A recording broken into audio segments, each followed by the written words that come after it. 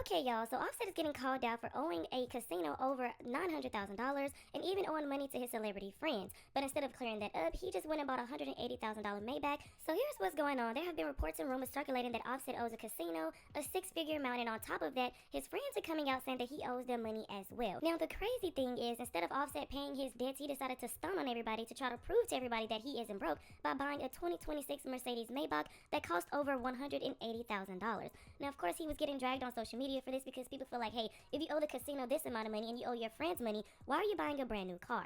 Now, he also was upset at people, and he posted on his Instagram story and said, I hate you ninjas with all my heart, and he started going off on people in the comment section. One post he said, all hating black people in the comments, LOL, gotta love it, I don't want to be picked, I'm chosen from God. Someone else was even talking about his pants, and they said, them pants look hot. Shoes are giving orthopedic, and then he said, them pants is chrome hearts. When he posted, I hate you ninjas with all my heart, some people felt like he was talking about Quavo, since Quavo was seen at Cardi B's Little Miss Drama tour supporting her. And then some people felt like he was talking about Jason Lee and Noriega, since Noriega did a podcast interview with Jason Lee and basically spilled the beans on if Offset cheated on Cardi B with Sweetie. I would like to know you guys' thoughts and opinions on this. If somebody owed you money, how would you feel that they went and bought something that's really expensive when they still owe you money? Why is this the shit that people do when they owe you money? Offset is very much in his feelings and he is lashing out.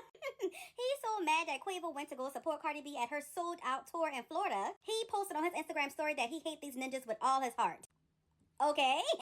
And then to prove to America that he is not broke, he went to go buy a 2026 Mercedes Maybach. But sir, this ain't proved nothing. You just showed what you got done to the interior and all this shit just to be flashy. As if that's going to erase the fact that you owe people buku money. And now you taking that money that you owe people and you spending it on a Maybach? You worried about the wrong shit. But whatever. This don't prove that he bought the car though, because why you post what you got done to it, but you ain't post the receipt? Post the receipt. I don't want to hear about how much you paid. I want to see who paid it. Did he get another line of credit with the Mercedes people? And my thing is, if you got so much money to go cash out $180,000 on this Maybach, why you ain't paid them people back? That man done allegedly bust a cap in your ass and you have learned nothing? Literally have a lawsuit out now. Buku people is telling you that they want their money back and you gonna buy a fucking Maybach? This is why y'all shouldn't be feeling bad for him, because he know exactly. It seems like when it rains, it pours, so Offset is now dealing with a federal lawsuit from a producer over one of his songs. According to court documents, the producer is claiming Offset used his song on his album without a finalized agreement in place.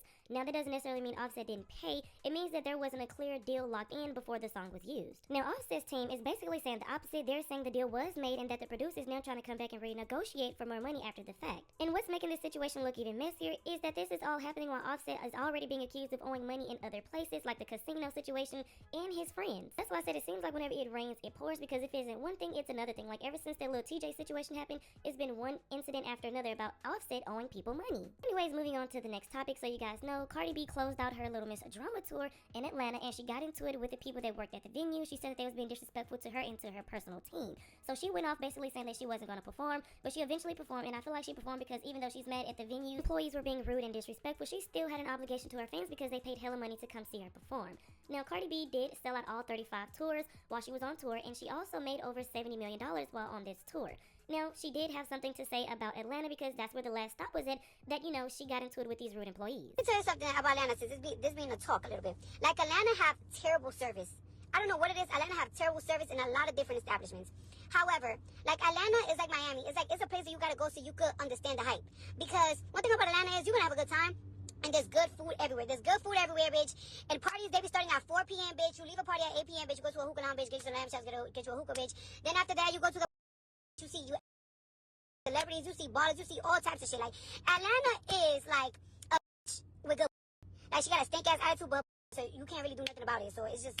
That's just Atlanta, bitch. That's just... So Jayda Wanda decided to speak on haters. She said that people take one thing and they twist it into something else because they are haters. And people in the comment section started dragging her and said, what makes people haters? Is they haters because they don't have the same viewpoint as you? When people don't like you, how they would just run with things that, I mean, like completely, like it's visible. They'll still see something and just make up something else. I just never understood that. I'm a realist. Like, I go off what I'm shown. You know what I'm saying? And, if I see something, I'm not going to try to manipulate my mind to think I see something different. Okay, and that's all I have to say. That's just literally all I have to say. I can genuinely say that Lent was so necessary because it has mentally prepared me to be able to take the things that has been going on lately without no remorse, without feeling anything or caring about anything, truly. Like, truly. And it's just so crazy because I was just talking about this shit When Jayda started getting dragged in the comment section, people started talking about how she treated Ari. They ended up saying that she was not talking about her being put in the headlock and that Des was out here, basically doing what she was supposed to do. So they was just going in on Jayda in the comment section because they hate when she speak on haters. And just like that, the Little Miss Drama Tour is over. Breaking records and making history. Now, before we get into all the records that Barty broke, I just want to say that we have a saying in Jamaica that says, "Who Jah bless, no man curse." So basically, whoever God puts his anointing on, nobody can do anything to come against them. And as one of God's favorites personally, I'm telling you, that's what's happening with Cardi B. Cardi B is closing out the Little Miss Drama Tour by being the highest grossing debut arena tour by a female rapper, bringing in $70 million across 35 sold out shows. Every single show was sold out. And listen, men lie, women lie, numbers don't lie. She moved over 453,000 tickets across all her shows. 453,000 tickets across all the sold out shows. And before the tour even ended, she had already broken records in California, achieving the highest grossing tour by a female rapper ever in California, earning 9.4 of that over $70 million in California alone, and being the first female rapper to sell out 2 consecutive nights at the Kia Forum in California.